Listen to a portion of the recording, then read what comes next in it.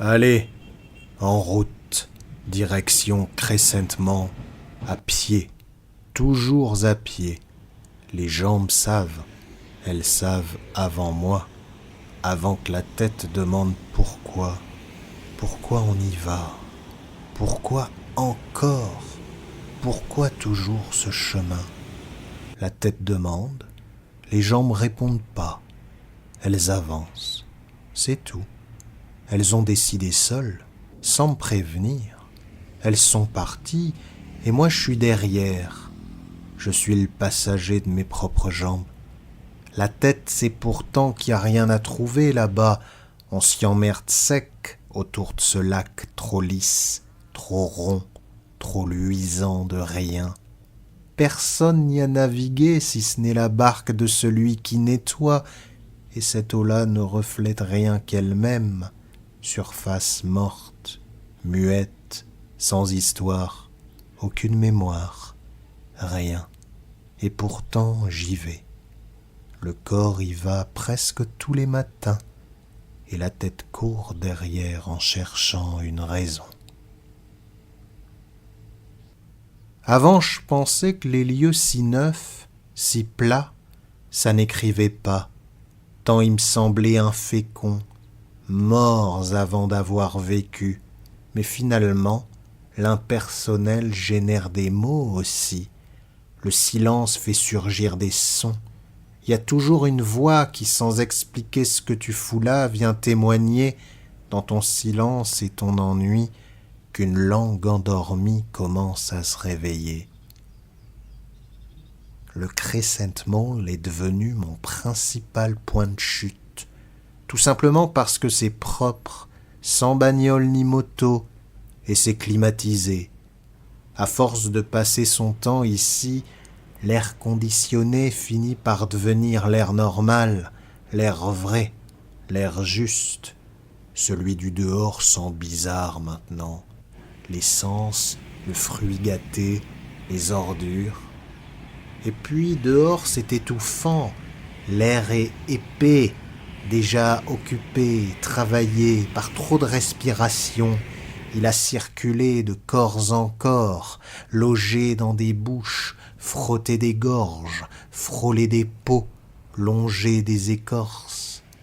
Il revient chargé, mêlé, presque suspect, traînant une odeur de sève et de salive, saturé de chaleur animale, contaminé par le vivant, comme s'il transportait encore des fragments de ceux qui l'ont absorbé. Ici, au moins, l'air tombe droit, intact, sans histoire. Il n'a encore servi à personne. Il sort des conduits en un souffle mécanique, un flux sans origine, sans bouche, sans poumon pour le tiédir. Le vent est remplacé par la machine, le dehors dissous dans le dedans. Ça circule au plafond, ça descend par les grilles, ça te touche sans t'avoir traversé. Un air fabriqué, réglé, calibré, qui ne doit rien à personne. Et les chansons aussi passent par là, toujours les mêmes. Elles s'insinuent dans les gaines, glissent avec le flux, deviennent la BO de ta vie de raté, la rumeur continue du lieu.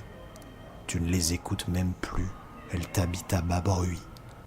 Le soir, sous la douche, tu te surprends à les fredonner sans savoir d'où elles viennent, comme ces poèmes appris enfant, sus par cœur pour la vie entière, sans plus rappeler qui les a mis là. Elles viennent d'ici, du môle, pardi. Faut pas croire, je prends aucun plaisir à tourner en rond, le regard sec, la bouche sèche, sans désir d'achat, alors que partout clignotent des yamyas, 30, 40, 50, 60, 70, 80% de réduction, Black Friday du Monday au Sunday, à croire que bientôt ils vont nous payer pour consommer. Mais le désir ne naîtra pas d'un pourcentage, je ne salive même pas. Je fais du sèche-vitrine. Ma petite mine passe sans éclat dans le reflet des diamants, du carrelage poli, dans les miroirs des cabines où je fais semblant d'essayer des fringues, juste pour m'asseoir gratis dans un lieu clos. Et c'est là que je le vois. Un type qui cherche un pantalon qu'il n'achètera pas. Il tâte le tissu, hésite devant la glace, relève la tête, et on se ressemble comme deux gouttes d'eau. Même fatigue dans les épaules, même gêne d'être soi, comme à l'étroit dans son propre corps. Je me dis que je l'ai croisé entre deux rayons, mais non, je suis derrière une porte fermée. Alors quoi? Une cabine en face? Un jeu de miroir? Un angle mal réglé? Ou simplement moi debout pendant que moi reste assis? Le lieu est double, à double fond.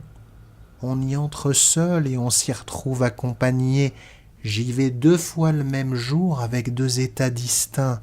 Même visage, même corps, mais pas tout à fait le même dedans. Le matin, j'y vais seul, enfin seul, façon de parler, moi et celui qui observe depuis l'intérieur, celui qui me regarde marcher, vérifier les tailles, l'air intéressé. Personne ne sait qu'on est là, ni ce qu'on vient y faire. Pas même les vendeurs qui nous voient passer. Puis, quelques heures plus tard, on y retourne comme si de rien n'était, on redécouvre les vitrines, on s'étonne presque. On fait comme si on était heureux d'y revenir, d'aller manger un bout en famille. Et on l'est. Les deux sont vrais. Il n'y en a pas un plus faux que l'autre. Il y a tout un quartier bâti autour, un jardin tiré au cordeau, un lac artificiel, une promenade, si rare à Saigon, un trottoir au marché, une rue sans flux, si rare le vide, si rare le silence qui ne vend rien. Et parfois le sol sonne creux, comme si on avait coulé le béton trop vite, des parcelles découpées à la machette remontent, des sillons gorgés d'eau, des buffles lents plantés dans la boue, des types qui ont signé leur bout de terre pour une montre en or. Maintenant, la pelouse est impeccable, le lac tient son ciel en surface. On marche tranquille, mais ça résiste un peu sous la semelle, comme si le quartier était construit sur quelque chose qui n'a pas fini de disparaître. Je longe les murs aveugles la nuit, ce béton lisse sans ouverture, cette peau sans pore, cette forteresse qui ne dort que d'un œil. Car même quand il n'y a presque personne, sinon un garde, les logos des marques brillent encore, veillent en silence. Ils se reflètent dans le sol de marbre devenu noir, noir comme une flaque immobile, lumière suspendue qui ne s'éteint jamais tout à fait. Au petit matin, quand rien n'est encore ouvert, ma femme encore au lit, ma fille déjà à l'école, je bénis ce moment volé, sans compte à rendre, sans témoin. Pendant que la ville se range en file indienne vers les bureaux, moi je bifurque, je prends la tangente, direction Crescent Mall, avec ce léger nœud au ventre.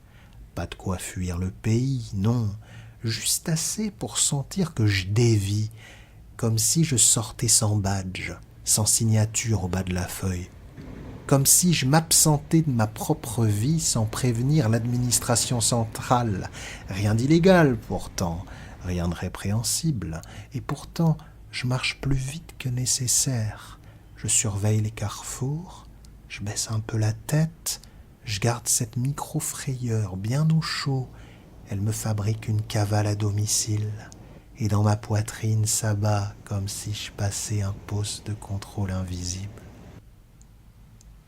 Oui, les portes du mall n'ouvrent qu'à 10 heures. Je patiente devant l'immense bâtiment sans fenêtre. Le staff attend aussi pour rentrer. Ils sont déjà là. Ils arrivent tôt eux aussi. Toujours cette impression de surprendre les coulisses de la ville avant le spectacle. Ma tête s'accroche à ce moment fragile, cette zone sans public, cette heure sans regard. On lave les vitres, on change les affiches, on prépare les cuisines. Les plus visibles, ce sont les femmes de ménage, partout. Elles font les portes, les sols, les toilettes, effacent les traces de la veille, traces de pas, traces de mains, traces de bouche sur les vitres. Et leur visage est curieusement détendu à cette heure, parce qu'il n'y a encore personne. Dès que la foule entre, quelque chose se contracte en elle. L'après-midi, tout est en place. Mais le matin, les gens ne sont pas encore déguisés, pas encore entrés dans le sourire. Ils fument une cigarette, rotent, pètent, regardent leur téléphone en bâillant, parlent entre eux dans cette langue du matin où les mots restent lents, encore mous, pas encore tirés par le service. Je descends toujours aux toilettes. C'est le seul endroit ouvert à cette heure, les toilettes du bas, là où le spectacle se prépare, là où il n'a pas encore commencé. Les employés sont tous là, en train de se transformer. Certains se brossent les dents devant les lavabos, la bouche pleine de dentifrice. Ils crachent, rincent, gargouillent.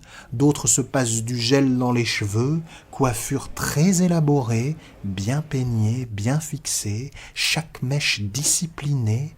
Ils se regardent dans le miroir, ajustent, vérifient, esquissent un sourire pour l'essayer, le tester, le faire tenir, sourire d'échauffement, sourire de contrôle, répété jusqu'à ce qu'il devienne réflexe. Les femmes se maquillent de l'autre côté, sortent leurs petites trousses, fond de teint, rouge à lèvres, mascara, poudre, fard. Elles se penchent vers la glace, tracent, estompent, reprennent. Des nuages de parfums flottent dans l'air confiné. Et puis, il y a ceux qu'on ne voit pas, enfermés dans les cabines, qu'on entend se vider, corps qui se purge, bruit du papier qu'on déroule, de l'eau qui coule, des chasses tirées, des sphincters qui se relâchent une dernière fois, dernière merde avant d'aller sourire, dernier crachat avant d'endosser le rôle. Bonjour madame, bonjour monsieur, puis-je vous aider? Il rentre tout ce qui déborde, tout ce qui pue, tout ce qui coule. Transformation à hauteur de lavabo. Et moi, je suis là, je fais semblant de pisser, je me lave les mains longuement pour gagner du temps, pour voir la transformation en direct, le passage du corps ordinaire au corps professionnel, du visage froissé du matin au sourire prêt à servir, et je me demande s'il reste quelque chose en dessous, une épaisseur, une résistance, une voix sous la voix, un visage sous le visage. Ici, c'est tracé, ça pourrait être nulle part. Ça pourrait être partout, n'importe quelle ville neuve du monde, ces quartiers interchangeables, planifiés, aseptisés, sans odeur, sans accident. Et c'est justement ça que je viens chercher, ce vide-là, ce silence relatif, le bruit lointain de la circulation sur les grands axes, quelques oiseaux, mais pas sur le béton. Parfois je les compte, 1, 2, 3, 4. Je perds le fil. Je recommence. 1, 2, 3, 4. Je croise des jardiniers qui arrosent des pelouses trop vertes. Geste lent, méthodique. Ils ne me regardent pas. Des gardiens affalés sur des chaises en plastique. Ils tapotent leurs genoux pour tuer le temps. La journée à peine commencée, déjà trop longue. Parfois des photographes d'oiseaux, énormes téléobjectifs braqués vers les arbres, habillés en treillis comme pour se fondre dans une jungle qui n'est plus là. Ici, leur camouflage tranche autant que le blanc des aigrettes dans le verre sombre. Et parfois, je croise quelqu'un d'aussi seul que moi. Souvent des femmes assises sur un banc, sur les marches devant le môle encore fermé. Elles lisent, elles écrivent peut-être, je ne sais pas, mais je reconnais la posture, ce besoin d'être dehors pour être dedans. Je les reconnais comme des sœurs, sœurs d'errance, sœurs de silence. Et je tombe un peu amoureux pour quelques minutes, amoureux de leur concentration, de la manière dont elles tournent la page sans lever les yeux, indifférentes au monde qui passe. Mais je continue sans leur parler. Parfois un regard se croise, parfois rien, juste deux corps qui se reconnaissent sans se connaître, deux solitudes qui se saluent en silence. Et depuis ce môle, quelque chose se dépose. Peu à peu, les trottoirs droits entrent dans mes jambes. Le vide du matin creuse un espace sous mes côtes, réserve d'air que je peux rouvrir quand ça serre. Le lac immobile devient ce reflet que je regarde sans me reconnaître. Le béton lisse, une surface où rien n'accroche, où je peux marcher sans m'agripper à quoi que ce soit. Et dans le silence du matin, quand la ville se tait, quand les moteurs s'arrêtent, monte une voix, ma voix, langue qui parle sans bouche, langue qui écrit sans main, mon seul élan vital. Et puis le soir, je reviens avec ma femme, avec ma fille. On entre par les grandes portes automatiques qui s'ouvrent en silence. L'air climatisé nous frappe d'un coup, fraîcheur nette contre la chaleur moite du dehors. Tout fonctionne, tout est en place. Les sourires tiennent, le mien aussi. Ma tête coopère. Elle fournit les phrases qu'il faut, commente à mi-voix, se range pendant que ma fille court devant nous. Les employés sont à leur poste, exactement comme je les ai vus se préparer le matin, sauf que cette fois, le rôle les a entièrement pris. Et moi aussi, j'entre dans la distribution. Je suis le mari, le père, celui qui accompagne. Rôle accepté, rôle passé comme une veste, rôle tenu. On se promène d'un étage à l'autre, on prend les escalators et on croise ces jeunes femmes qui passent leur journée suivies d'un photographe loué pour quelques heures, ou alors toutes seules en selfie. Elles posent devant les boutiques, devant Zara, devant H&M, montent et descendent les escalators dans des poses improbables, une jambe tendue, un bras levé, le visage tourné vers la lumière. Le photographe en bas mitraille, leur crie des instructions en vietnamien « Đẹp lắm em ơi, đẹp lắm, très beau !» Et elle recommence, encore, 10 fois la même posture, 20 fois la même montée, visage concentré, gestes appliqués, sérieuse, terriblement sérieuse, corps en boucle, gestes en boucle, boucle sans fin. Sans l'image, il ne reste rien. L'image est tout ce qui tient.